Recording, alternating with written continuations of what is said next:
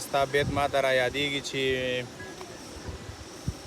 زما بیت هېر شو زه بلا ورپسې اوس بل څه ووایه هغه ستا بیت ما ته اوس را یاد اوس در یاد شو د اشنا دوه ځایه دیدن دی یا په بلۍ یا به د سیند په غاړه وینه سلام ملګرو راغلي یو شیګل ولسوالۍ ته او دا د مونی کلی دی نو ډېره خوندور ماحول دی ملګري م راغلي دي دغلته اړولي بنډار ښه خوندور ګرم دی ننګ صاحب څه غوري دي ځای څنګه دی ځای ډېر خوندوره ساحه ده ډېره د چکر او د تفریح ساحه ده او دغه دی راغلي یو د ملګرو څنګ ته او لا یو دلته ښه نو څه په دې ملګرو باندې پیرزو که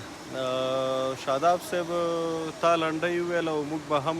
یو دوه لنډۍ ووایو چې وایي که دې د زلفو سوری نه وی که دې د زلفو سوری نه وی د مخ رڼا به د جهان سېزلی او د زلفو تار په اشرفۍ دی د زلفو تار په اشرفۍ دی د زلفو تار په اشرفۍ دی ما د لالي په لاس ګېډۍ ورکړي دي ډېره مننه دې خوا ته ای لکه ته څه کې ولا چکر ته راغلي یو چکر څنګه دی ولا بس ښه خوندور دی خوندور دی که نه زه تم یو څه ووایه نو زه به یوه لنډۍ ووایم وایي چې څنګه بېوسه ورته ګورم څنګه بېوسه ورته ګورم د پیسو زور د یار د بل غېږې ته ځینه دلته دا ځوان خو پروت دی د پروت قام پروت مشره ته راته څه وې شاداب صاحب مزه له موږ ستړي شولو او دا د وطن ښکلاګانې دا اوبه او یخه هوا نو دا به بیخي داسې دغه کوي هغه ستا بیت ما ته را یادېږي چې زما بیت هېر شو زه بلا ورپسې اوس بل څه ووایه ښه ټپه به درته ووایم چې په تا کې ټکې وفا نه وه په تا کې ټکې وفا نه وه په نیمو شپو درپسې هسې ګرځېدم بس بلا وهلی وي چې هسې پسې ګرځېدې پرېوځه بېرته برو ښه ته راته څه وایې شاه ولي خانه ټپه تا ول یاده کوم بیا راته وې اوس تا ته نه ده زده چې زما ګل وطن رانیږي رب دې په ټولې نړۍ پورې کړي ورونه ډېر ښه تا ښه ټپه وویله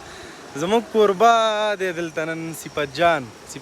ستړی مه شي خیر شي مننه سر کې خو مننه چې داسې خوندور ځي ته دې راوستو خیر شي مننه هر کله راشئ بس تاسو راغلي یاستئ او بنډار باندې دی دیګي میګي بس پخېږي بس تاسو لنډۍ څه ووایه نو ځه تاسو لنډۍ ویلې ودانه به درته زم ډالۍ کړم چې زما او ستا لارې دوه کړي زما او ستا لارې دوه کړي او په کور یې وشه په ساړه ګهیز ویرونه ډېر ښه مړه هغه ستا بیت ما ته اوس را یاد اوس در یاد شو دا جنتي موسم مې خوښ دی په تیاره څه کوم دا جنتي موسم مې خوښ دی په تیاره څه کوم په مازدیګر کې ماښامه ته لږ صبر وکړه ډېر ښه وخت به راځي چې د دې